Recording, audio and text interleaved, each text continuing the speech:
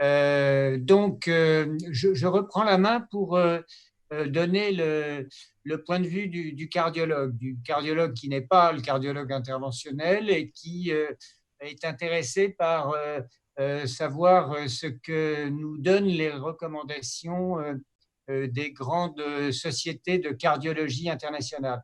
Je vous ai sélectionné ce résumé qui est celui qui a été publié il y a quelques jours par l'American College of Cardiology, qui est un papier à vraiment lire. Il est téléchargeable sans avoir d'abonnement particulier. Donc, allez sur le site de l'ACC et vous aurez un très bon papier qui vous donne vraiment l'état des lieux et des connaissances et qui se résume très bien dans ces 4 points que je veux vous détailler. Premier point, les sujets qui sont atteints de Covid-19 et qui ont une maladie cardiovasculaire préexistante ont un risque augmenté de complications sévères et de décès. Donc, mettons quand même bien la réalité de cette maladie sur le terrain. C'est une maladie contagieuse comme un rhume, c'est-à-dire plutôt très contagieuse, qui va chez la majorité des gens provoquer des symptômes qui vont être des symptômes considérés comme bénins. Malheureusement, chez 10% des patients, peut-être un petit peu moins, peut-être un petit peu plus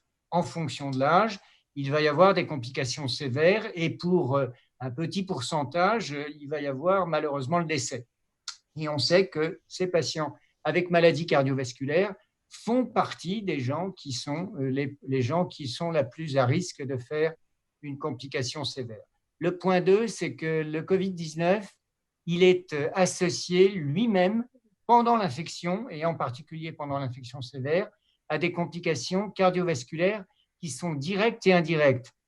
Alain vous en a parlé il y a quelques minutes avec les séries chinoises qui montrent la comorbidité cardiologique qui est un facteur de prédisposition de mortalité. Et en fait, ces complications sont un peu particulières puisque c'est des lésions myocardiques aiguës, des myocardites. Et Alain, tout à l'heure, quand on a préparé l'entretien, nous a parlé de patients qui étaient dans son service, il pourra nous en reparler tout à l'heure, qui ont fait des myocardites, qui sont des myocardites virales, tels qu'il peut en voir au cours d'autres épidémies virales comme la grippe. Et donc, ces patients n'ont plus de fonction systolique et sont, avant d'avoir cet élément de myocardite qui va être plus ou moins sévère, vont avoir des élévations d'enzymes cardiaques qui peuvent tromper un peu le cardiologue et faire en sorte qu'il puisse poser la question, est-ce que c'est un syndrome coronaire ou pas? En fait, c'est des myocardites et c'est ce qu'il faut vraiment retenir de l'infection virale. Et puis, troisième type de complication, les arythmies. Les arythmies sont, semble-t-il, assez fréquentes et on le verra tout à l'heure, on le verra avec le point 3, elles sont d'autant plus fréquentes que les traitements qui sont proposés aujourd'hui, vous le savez, pour essayer de freiner la réplication virale ou lutter contre les phénomènes inflammatoires très importants qui se produisent au moment de cette infection sont la fameuse hydroxychloroquine, le plaquenil du professeur Raoult, et puis des médicaments qu'on utilise dans le HIV, puisque c'est aussi des virus à ARN. Et ces médicaments ont la mauvaise propriété de pouvoir allonger le QT. Donc, on a malheureusement un risque d'augmentation des arythmies et des arrêts cardio-circulatoires qui sont favorisés par les thérapeutiques que l'on va mettre. Donc, c'est un grand warning. Alors, tous les médecins connaissent maintenant ce risque-là et sont particulièrement vigilants. Et puis, quatrième complication, et Alain Combe en avait parlé à ses proches, en tout cas, puisque c'est lui et dans son service qu'a été pris en charge malheureusement le patient numéro 1 en France qui est décédé. Et la cause des décès pour un certain nombre de patients, de complications, sont les complications thromboemboliques veineuses. Donc, c'est quelque chose qui semble être une caractéristique de cette infection. Moi, je n'ai pas de compétences particulières pour pouvoir vous dire pourquoi. Peut-être qu'Alain aura des explications, mais donc je crois que dans les procédures, en tout cas actuelles, l'anticoagulation préventive est tout à fait systématique pour éviter cela. Peut-être qu'il y a plus, Alain peut-être pourra nous le dire tout à l'heure.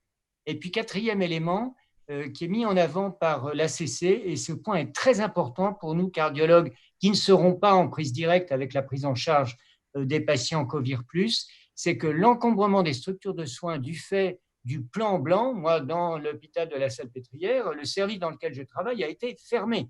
Mes patients, on ne peut plus me voir en consultation, mes hôpitaux de jour sont fermés, les structures d'hospitalisation conventionnelles sont fermées, et donc il y a quelque chose qui est le retard de la prise en charge pour tous ceux qui ont des pathologies, et les patients cardiovasculaires n'ont pas disparu de la planète parce que Covid se développe. Donc, ce retard dans la prise en charge a été, on le sait, par une publication qui a été faite à Hong Kong, qui a montré que le temps de prise en charge des syndromes coronaires aigus à Hong Kong pendant la petite épidémie qu'ils ont eue, puisqu'ils ont eu une petite épidémie à Hong Kong, ils ont très bien suggéré ça, a été multiplié par 4. Donc, délai de prise en charge multiplié par 4 pour les syndromes coronaires aigus. Donc, il faut qu'on se méfie extraordinairement de ça. Et moi, je pense qu'il est temps maintenant qu'on a mis en place les structures pour prendre en charge les patients les plus graves, de ne pas abandonner nos patients. Et nous, par exemple, en tout cas moi personnellement, dans le service, on a développé à toute allure la téléconsultation. Et actuellement, on a nos consultations, moi, toutes mes consultations sont passées en téléconsultation depuis une semaine. Bon, il se trouve que j'avais l'équipement pour cela et que l'assistance publique nous fait vraiment un gros effort pour pouvoir nous permettre de passer dans la prise en charge de nos patients en téléconsultation.